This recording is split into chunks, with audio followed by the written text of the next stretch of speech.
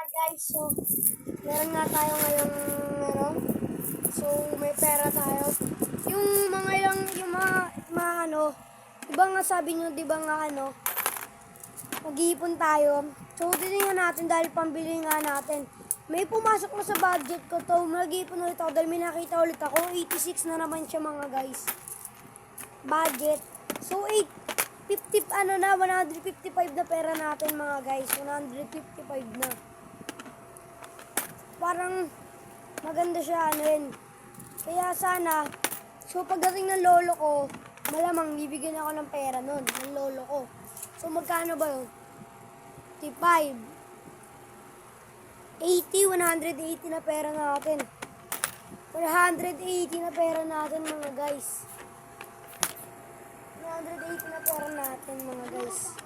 Yan mga guys. Hulog natin. Mga guys. So, ayun lang mga guys. Deep tayo.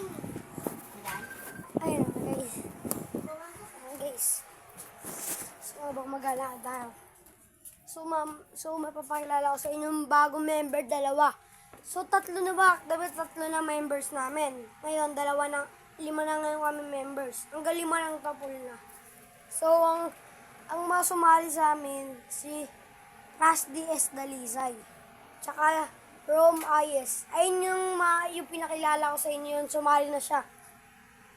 Di ba siya palang yung siya dapat pangatlo pero hindi pa siya sumasali sa So ngayon lang natin siya sasali sa yun. At ayun.